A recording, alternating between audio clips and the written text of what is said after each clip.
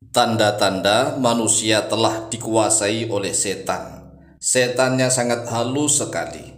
Bahkan jarang sekali orang yang mampu untuk mengenalinya, bahwa orang tersebut sudah dikuasai oleh setan.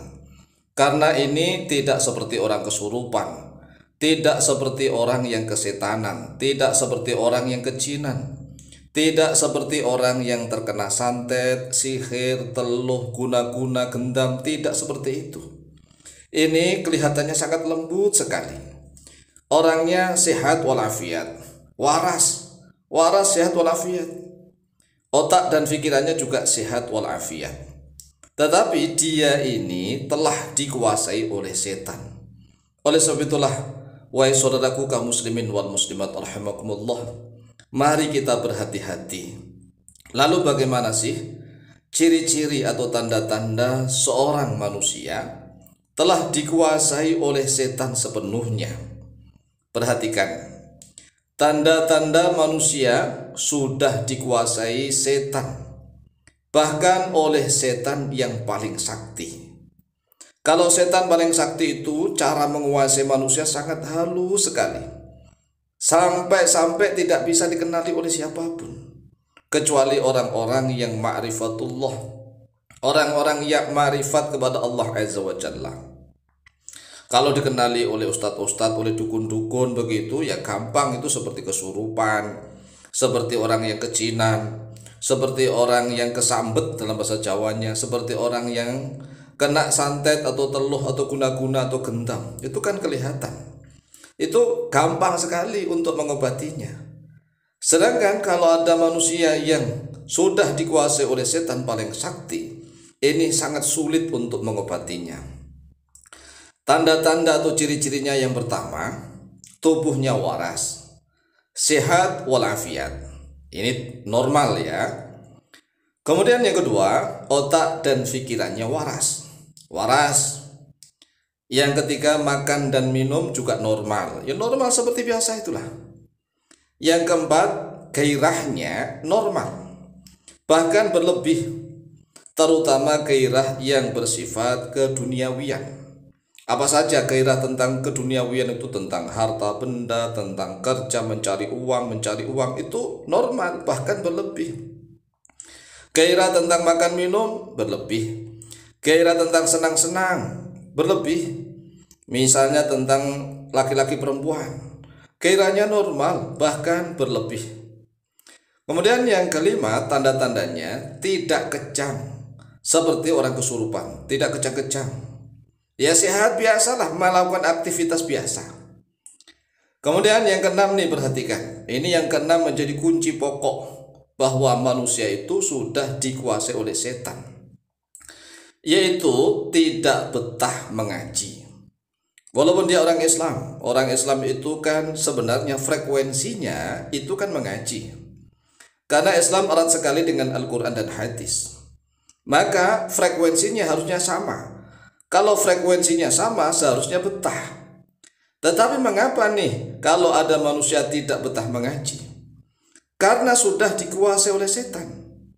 Mengapa? Karena setan selalu kepanasan apabila mendengar pengajian. Mana ada setan yang betah apabila diajak untuk pengajian? Gak ada yang betah. Semua setan itu pasti kepanasan, gak betah ikut mendengarkan pengajian. Nah inilah ciri-ciri manusia yang sudah dikuasai oleh setan. Oleh sebab itu mari kita lihat diri kita sendiri. Apakah kita senang dan betah kerasan apabila mendengar pengajian? Jangan-jangan mendengarkan konten ini langsung gak betah nih. Wah, ini sudah ciri-ciri. Ciri-ciri sudah dikuasai oleh setan. Nah setan itu kalau mendengarkan nasihat-nasihat yang menjurus kepada pengajian, ya gak betah juga. Ayo siapa nih yang mendengarkan video ini sudah gak betah sampai terakhir? Sudah langsung di skip, langsung pindah nonton hal-hal yang menggairahkan. Menonton hal-hal yang membuat adrenalin ini naik. Masya Allah. Oleh sebab itulah saudaraku kaum muslimin wal muslimat rahimakumullah, sejak dahulu ada Nabi Adam, itu ada iblis. Kemudian ada anak cucu Nabi Adam. Iblis juga ditemani oleh anak cucunya yang rata-rata menjadi setan. Nah, setan itu bukan jenis makhluk tertentu, bukan. Jadi ingat nih, setan itu tidak seperti jin yang terbuat dari api gitu. Tidak seperti malaikat yang terbuat dari cahaya. Tidak seperti manusia yang terbuat dari tanah, tidak. Setan adalah sifat. Setan itu sifat. Jadi setiap makhluk yang membangkang terhadap perintah-perintah Allah, yang tidak taat, tidak nurut kepada aturan Allah, makhluk apapun itu disebut setan. Ingat nih, setan bisa dari golongan jin, bisa dari golongan manusia, bisa dari golongan binatang, bisa dari golongan manapun, itu setan.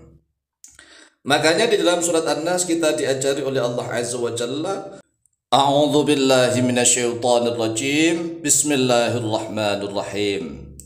Qul a'udzu birabbin nas, malikin nas, ilahin nas, min syarril waswasil khannas, alladzi yuwaswisu fi sudurin nas, minal jinnati wan nas. Minal jinnati itu artinya dari jenis jin, wan nasi dan dari jenis manusia. Sehingga setan itu minal jinnati wan nas.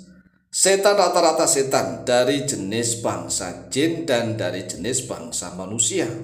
Nah, sekarang pertanyaannya, kalau ada orang yang malas mengaji, yang malas mendengarkan kalam-kalam Allah, kalam-kalam nasihat, jangan-jangan kan begitu, dia tidak hanya dikuasai oleh setan, tetapi dia sudah menjadi setan, begitu. Jadi sebenarnya bukan hanya dikuasai oleh setan, tetapi sudah menjadi setan. Karena setan adalah kullu makhlukin mutamarridin, setiap makhluk yang membangkang, yang bandel, yang malas, yang ego, yang sombong, tidak betah kalau diajak mendengarkan pengajian, enggak istiqomah di dalam kebaikan. Kalau beramal bisa, ya beramal bisalah. Contoh misalnya sholat sunnah, sholat fardu bisa, tetapi istiqomahnya yang sulit. Karena memang jiwanya sudah dikendalikan oleh setan. Nah, setan ini adalah sifat. Sifat itu bisa berlaku untuk siapapun. Bisa dari golongan jin, bisa dari golongan manusia. Nah, kalau seandainya ada orang mengatakan setan loh kepada manusia nih, sebenarnya secara bahasa, kalau dia memang memiliki sifat-sifat kesetanan, ya benar juga. Tetapi ya kurang bagus kalau menuding kepada manusia setan, kan begitu. Setan adalah sifat pembangkangan. Oleh sebab itu sekali lagi, apabila diri kita ini merasa tidak betah, tidak kerasan mendengarkan konten-konten pengajian, mendengarkan apa saja, apalagi kok diajak datang ke majelis pengajian, lawang hanya mendengarkan konten pengajian saja sudah nggak betah, maka kita harus bertafakur. Jangan hanya menyalahkan orang lain, tetapi kita harus pandai menyalahkan diri sendiri. Ya Allah, mengapa sih diriku ini nggak betah, nggak kerasan kalau diajak untuk pengajian? Bahkan sudah mulai males. Lebih enak mendengarkan konten-konten musik, konten-konten lagu, yang nggak apa-apa. Mendengarkan konten musik, konten lagu itu, tetapi itu selingan gitu ya, selingan. Yang utama tetap pengajian. Jadi pengajian yang utama kadang-kadang diselingi ada musik, ada nyanyian dan seterusnya. Sehingga hidup ini terasa indah, tidak monoton begitu-begitu saja sampai tua, sampai meninggal dunia. Demikianlah, semoga bermanfaat. Lebih kurangnya mohon maaf. Wallahu ta'ala a'lamu bishawab.